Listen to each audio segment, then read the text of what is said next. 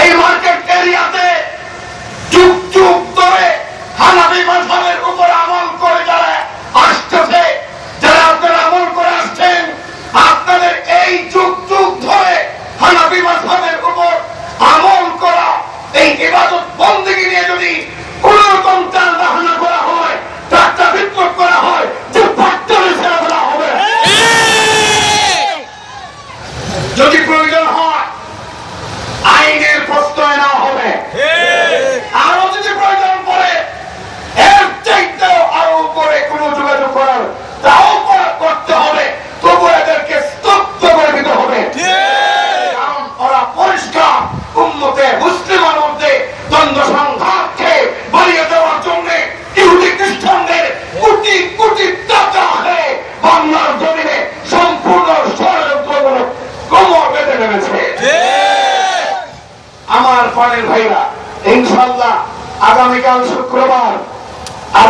শুক্রবার ঐতিহ্যবাহী কালীগঞ্জ বড় মসজিদে জানেন আপনারা ঐতিহাসিক একটা মাহফিলের আয়োজন করা হয়েছে।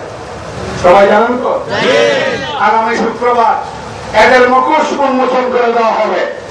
আগামীকাল শুক্রবার দেশের প্রখ্যাত আলেমদের মাধ্যমে এদের মুখোশ উন্মোচন করে দেওয়া হবে। দেশের প্রখ্যাত আলেম, বিশ্বনন্দিত মুফাসসিরে কোরআন সহ এখানে যারা বক্তব্য করবেন, এদের বক্তব্যকে সামনে রেখে আপনাদেরকে সঙ্গে নিয়ে ইনশাআল্লাহ আন্দোলন শুরু হয়ে যাবে। আর বসে থাকার কোনো সুযোগ হবে না।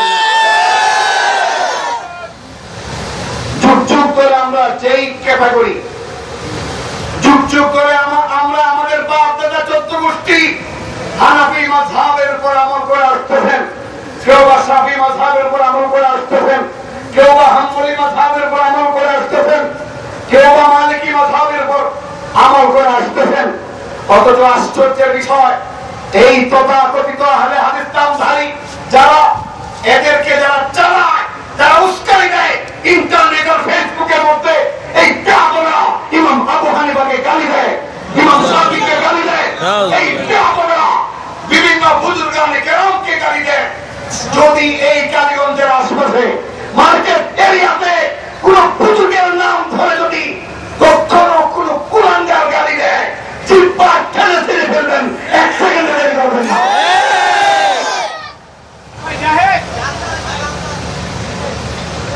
যাই হোক, আমার প্রাণের ভাইরা, এই ওয়াকিয়ার মাধ্যমে, ঘটনার মাধ্যমে প্রমাণ হলো আল্লাহ পাক রব্বুল আলামিন চাইলে মানুষ না করে আমাদেরকে বানরও বানাইতে পারতেন, শুকরও বানাইতে পারতেন। ইদানিং তো অনেক ঘটনা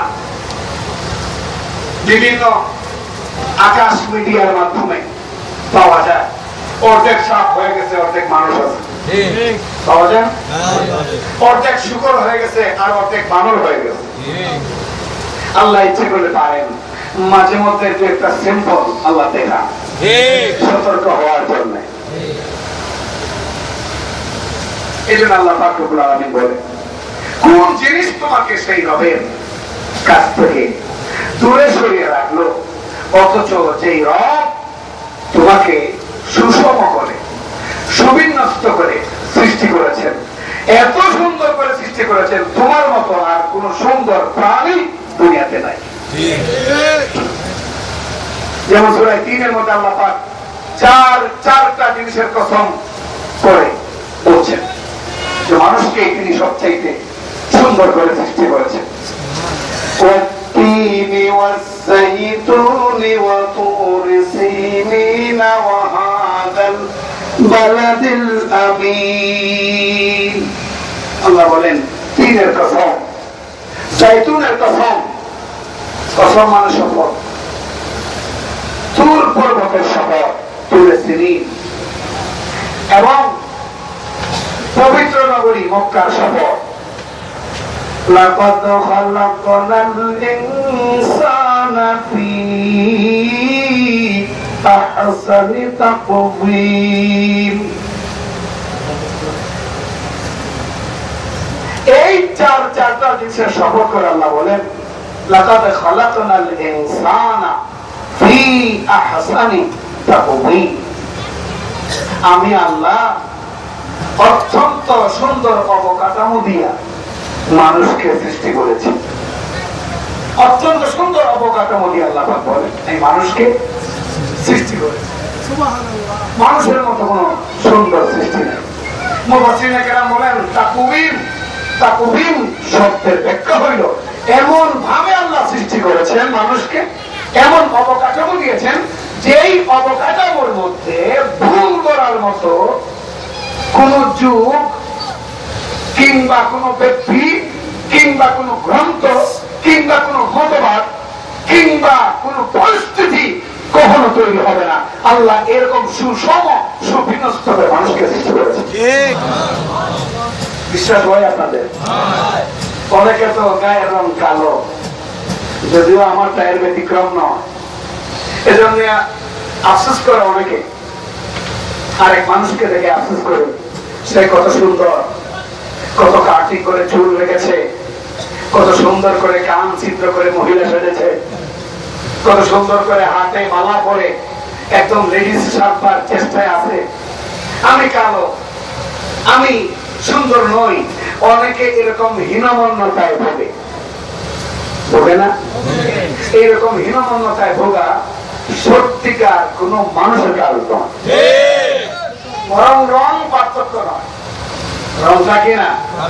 ইন্না আকরামাকুম ইনদাল্লাহি আতকাকুম। আসলে রং, কালার, চামড়া, ধন সম্পদ, দোকানপাট, ব্যবসা বাণিজ্য এগুলো কোনো ফ্যাক্টর নয়। ফ্যাক্টর হলো তোমার ইবাদত। যত বড় মুত্তাকি হবে আল্লাহর কাছে তোমার মর্যাদা তত বেশি বাড়বে। কিন্তু তোমার চেহারা সুন্দর, সব সুন্দর, এদিকে ইবাদত বন্দেগীর কোনো বালাই নাই। খালি ভণ্ড পীরের কাছে দৌড়ে, ভণ্ড পীরের মুরিদ হয়, ভণ্ড পীরের পোস্টার লাগায়। এরকম লোক দেখতে যত সুন্দরী হোক না কেন, স্বাস্থ্য যত মোটাই হোক না কেন, নাম্বার 1 ভণ্ড, এতে কোনো সন্দেহ নাই। আমার পরে ভাইরা 9:45 নামাজ হবে এবং 8:15 বাজে। আজানের সময় হয়ে গেছে না? আজানের সময় হয়তো হয়ে গেছে, আজান পড়ে যাবে। আজানের পরে ইনশাআল্লাহ বাকি কথা হবে। আমার কাছে একটা বিজ্ঞাপন আছে, বিজ্ঞাপন খুব গুরুত্বপূর্ণ কিছু কথা আছে, না শুনলে মিস করবেন। একটু ওয়েট করুন, আজানের পরে বিজ্ঞাপনটা শেষ করুন।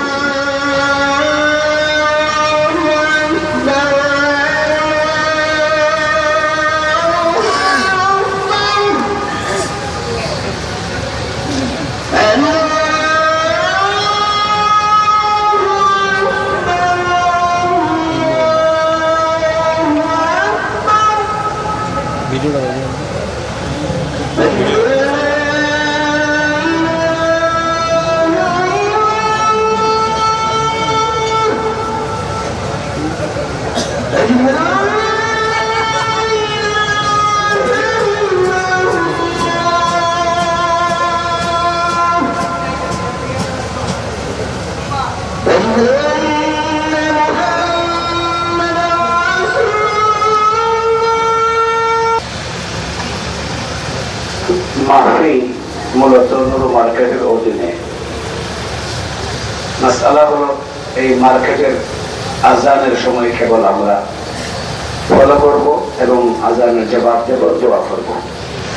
কিন্তু এখন যে আজানটা শেষ হলো এটা জেলা পরিষদের, এরপরও চুপ থাকার কারণ হইল ওই জেলা পরিষদের গলিতেও মাইক আছে এবং এই মাইক গুলো খুব কাছাকাছি, যাতে আজানের কিছুটা সমস্যা হতে পারে। এই কারণে একটু চুপ থাকা হলো। একে কেউ আবার দলিল মনে করবেন না অন্য কোনো মাহফিলের ক্ষেত্রে। একটা বিজ্ঞাপন আমার হাতে পড়ছে, বিজ্ঞাপনটা আমি আপনাদের সামনে প্রকাশ করব।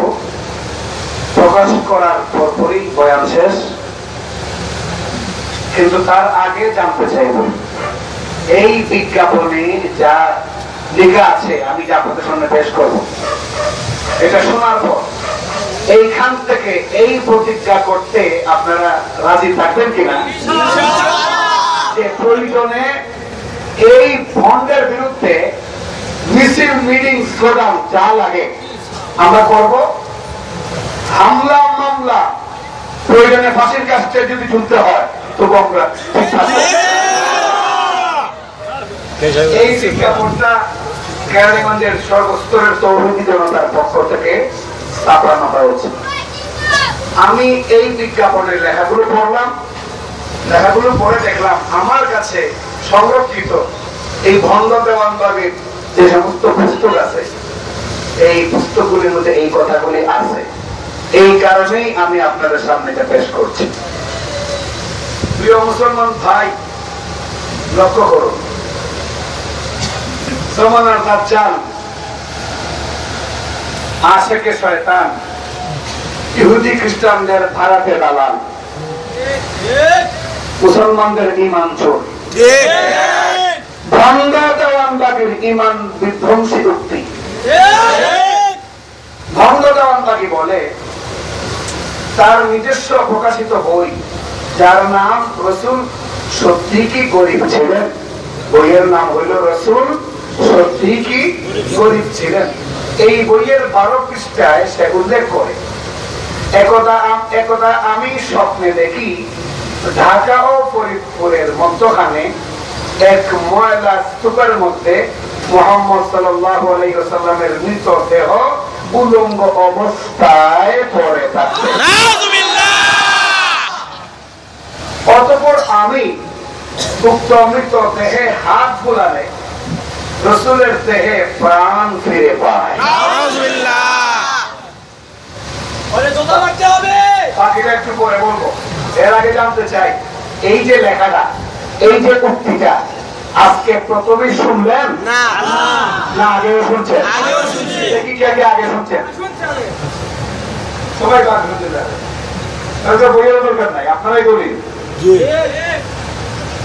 এরপর সে বলে 1998 সালে মতিঝিলের সম্মেলনে, মানে বন্ধদেওয়ানবাগী বলতেছে, তার প্রকাশিত মাসিক পত্রিকা মাসিক আত্মার বাণী 10 নভেম্বর 1999 ইংরেজি নভেম্বর সংখ্যায় সে উল্লেখ করছে 1998 সালে মতিঝিলের সম্মেলনে আল্লাহ এবং তার রাসূল সাল্লাল্লাহু আলাইহি ওয়াসাল্লাম তাশরীফ আনেন এবং আল্লাহ নিজে ফেরেশতাগণদের নির্দেশ করেন উক্ত সম্মেলনে সকল লোকের তালিকা তৈরি করো এবং ঘোষণা করো তালিকাভুক্ত সকলে বেহেশতে যাবে। আত্মার বাণী পত্রিকার নাম কি? 1999 নভেম্বর সংখ্যা, 1999 নভেম্বর সংখ্যা। এখন আপনারাই বলুন, এমন কথা যেই ভণ্ড বদমাইশ বলতে পারে, তার কোন প্রচারণা, তার কোন পোস্টার, তার কোন গেট, তার কোন নির্দেশনা এই কালীগঞ্জের মাটিতে কখনো বাস্তবায়ন হতে দেওয়া যায়? যদি দেওয়া না যায়, আশপাশে এই ভণ্ডের যত পোস্টার আছে সব পোস্টার আপনারা ছিঁড়ে ফেলবেন, পোস্টার ছিঁড়ে ফেলবেন। কেউ যদি প্রতিরোধ করতে আসে, কেউ যদি প্রতিরোধ করতে আসে, তাৎক্ষণিক মাইকিং করে গোটা কেরানীগঞ্জে মিছিলের বন্যা বয়ে দাও। সবাই কি প্রস্তুত আছে? সতর্ক করে গেলাম, সতর্ক করে গেলাম।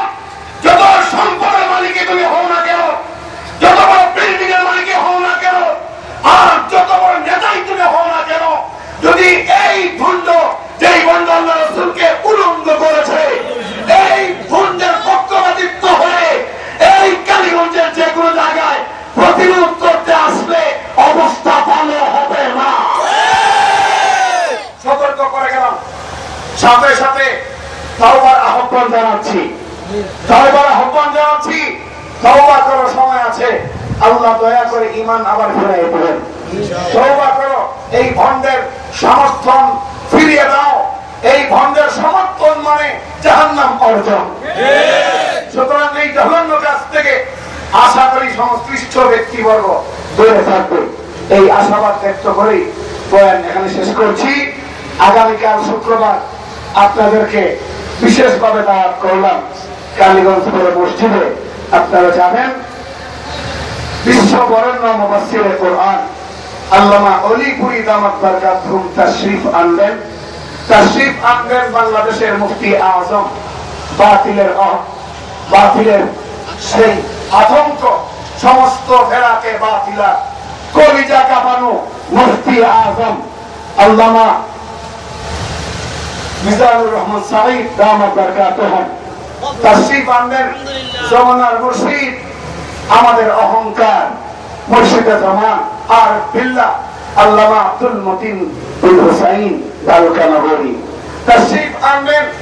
এ সময়ের যুগোপযোগী তরুণ আলেম দ্বীন হযরত মাওলানা মুফতি নহমান কাসেমি নোয়াখালী, আরো অনেক দেশ বরেণ্য উলামায়ে কেরামগণ তাশরীফ আনবেন। হাজার হাজার উলামায়ে কেরামের সমাগম ইনশাআল্লাহ আগামীকাল ঘটবে কালীগঞ্জ বড় মসজিদে। আমি আপনাদের সকলকে দাওয়াত করে যাচ্ছি। এই পর্যন্তই আজকে আপনাদের থেকে বিদায় নেই। ওয়া আখিরু দাওয়ানা আনিল হামদুলিল্লাহি রাব্বিল আলামিন।